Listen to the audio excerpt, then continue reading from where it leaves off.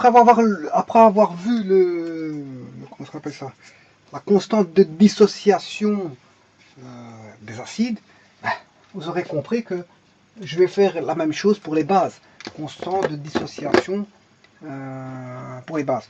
Alors, une base, d'après la théorie d'Arrhenius-Ostwald, d'ailleurs, la constante de dissociation s'appelle la constante de dissociation d'Ostwald. Hein, voilà. Voilà, c'est les théories acide-base, là-dedans, on trouve des constantes, et ces constantes-là, bon, étaient attribuées pour ça. Donc, ce que je vais trouver ici, c'est une constante de dissociation d'Ostwald, si vous voulez, mais appliquée pour la base, mais qui est la même chose pour l'acide, si ce n'est que les composants changent. C'est juste ça, mais les formules sont les mêmes, c'est ça que je veux dire. Donc, si je prends une base BOH, suivant la théorie d'Arrhenius, ben, ça va se dissocier en du B+, plus OH-. C'est la théorie d'Arrhenius-Ostwald qui dit ça. Alors, je vais faire un tableau d'avancement avec différents coefficients d'ionisation. Je rappelle que le coefficient d'ionisation, c'est le nombre de moles, c'est le nombre de molécules ionisées sur le nombre total de molécules dissoutes. Sur le nombre de molécules dissoutes. C'est un rapport qui vous dit combien il y en a en pourcentage qui sont, si vous le mettez en pourcentage, bien sûr, si vous le faites fois 100, vous mettez en pourcentage, qu'est-ce qui a été dissous, la partie qui a été dissoute. Et plus c'est fort, plus l'alpha tend vers 1, plus c'est fort, plus on a une dissociation complète. Voilà. Alors, on va mettre la situation initiale, situation finale. On a de la base au départ, BOH. Là, je vais mettre le B+, et l'OH-. Au départ, qu'est-ce qu'on a? On aura toujours la situation suivante. On a une concentration donnée au départ, en base. Bon, pour les acides, je l'appelais ça C total. J'aurais pu appeler ça C0, CA. Ben, ici, je l'appelle CB. Voilà. Je peux changer les mots, c'est pas un problème, ça. Voilà. CB, mais là, on a 0, 0. Mais si là, le alpha égale 1, alpha égale 1, on a une dissociation complète, il ne nous reste plus rien en base, et on a ici CB, on a le nombre de moles qui se retrouve ici, et le nombre de moles qui se retrouve là.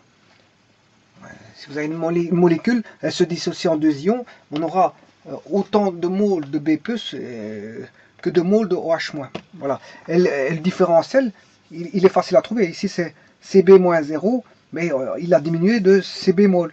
Là, il a augmenté de CB mol, et là, il a augmenté de CB mol. Ça, c'est le différentiel. C'est le différentiel.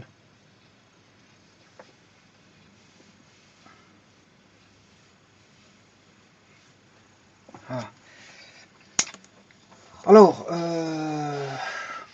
parce qu'il y a une augmentation de CB pour chaque quantité. Hein. Ça, si alpha vaut 1. Bon, maintenant, faisons alpha égale 0. Il n'y a rien s'il n'y a rien qui est, comment on appelle ça, décomposé, la concentration ici ne se décompose pas, le différentiel il vaut 0. Ben là, on n'aura rien, puisqu'en fait, il n'y a rien qui a été décomposé. Et là, le différentiel, ben, il vaudra 0. Il vaudra 0, 0, 0, 0. Bon, maintenant, faisons si alpha est compris entre 0 et 1. Alpha est compris entre 0 et 1. On a une dissociation. Ouais, je vous rappelle que alpha tendant vers 1, ce sont les bases fortes. Hein. Alpha tendant vers 1, ce sont les bases fortes. Et je vous rappelle que NaOH est une base forte, KOH est une base forte. Alors les bases faibles, c'est par exemple NH4OH. Voilà, c'est une base faible. Ça, c'est des exemples. Alors, on va prendre ici. Si on a CB au départ, CB mol par litre, bien sûr, hein, une concentration molaire volumique.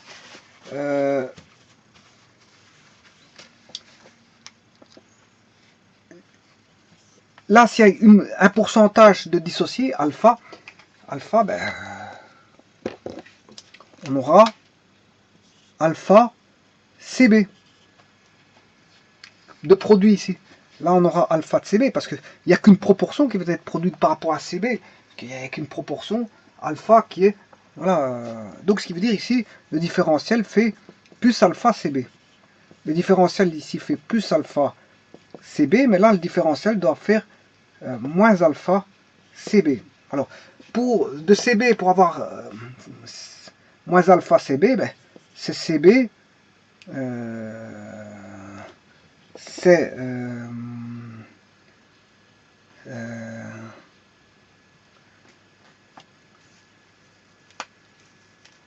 là, 0 plus alpha, oui. Oui, j'ai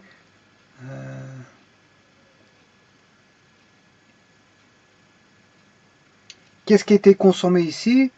Si on a consommé alpha ici, enfin si alpha CB était produit ici, ce qui a été consommé ici, le différentiel fait alpha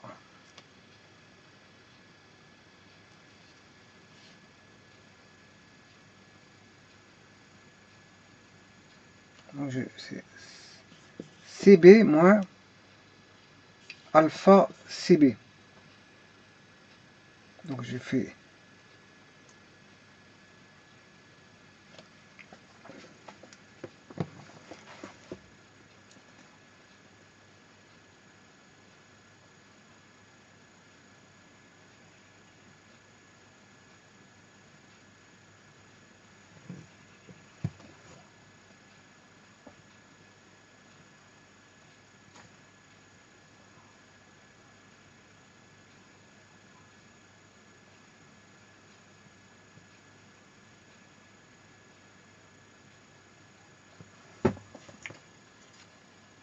ouais, c'est juste. Hein.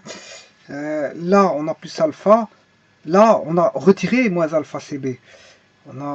Et donc, le différentiel ici, fait CB moins CB, il fait...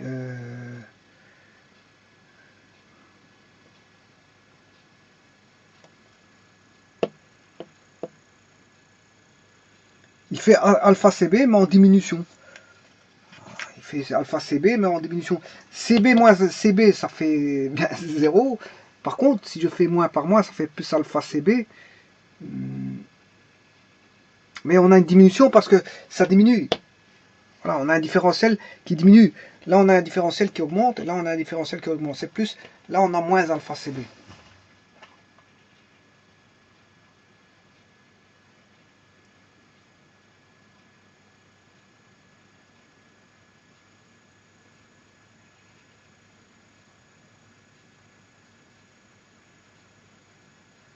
Voilà. Et c'est bien juste parce que si je fais CB moins alpha CB, voilà, j'obtiens bien mon différentiel. Hein. CB moins CB, ça tombe et il reste moins alpha CB, donc c'est bon. J'ai mon différentiel. Voilà, donc tout est bon. Ce qui veut dire que maintenant, je peux écrire l'équation BOH donne du B plus OH-. Je vous rappelle que si alpha est égal à 1, on a une réaction totale. Hein. Irréversible, déplacement vers la gauche, B plus OH-. Ouais, si alpha tendant vers 1. Si alpha tend vers 0, si alpha vaut 0, ben, on n'a pas de dissociation, la réaction ne se fait pas. Maintenant, si alpha est compris entre 0 et 1, ben, voilà, alpha compris entre 0 et 1, on aura une réaction non totale, parce qu'il restera comme entité, ben, en solution aqueuse bien sûr, du B+, de l'OH-, et du BOH. Parce que alpha est compris entre 0 et 1, tout ne s'est pas dissocié. Tout ne s'est pas dissocié, donc fatalement on va retrouver du BOH dedans. Le BOH ne s'est pas dissocié complètement. Hein. On va retrouver du BOH. Et je dirais même qu'on va retrouver de l'H3+, parce qu'on est en solution aqueuse. On va retrouver de l'OH- provenant de ceci, et de la base, et de l'OH- de l'eau. Voilà, on aura de OH- provenant de la base qui va venir augmenter la proportion d'OH- de la solution. Voilà. Alors, ceci étant dit, on peut écrire la réaction d'équilibre chimique, B+, fois la concentration en OH-, sur la concentration en BOH est égal à constante de dissociation de base, hein, de la base, hein, de concentration de base B, est égal à B plus c'est alpha CB, B plus c'est alpha CB, hein.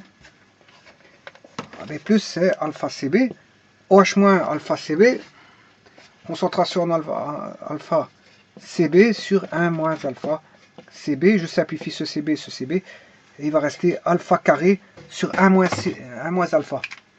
Donc la concentration, la coefficient de dissociation vaudra alpha sur 1 moins alpha fois la concentration en base de départ, concentration initiale, concentration totale, tout ce que vous voulez. Voilà pour la concentration en base. Je vous remercie.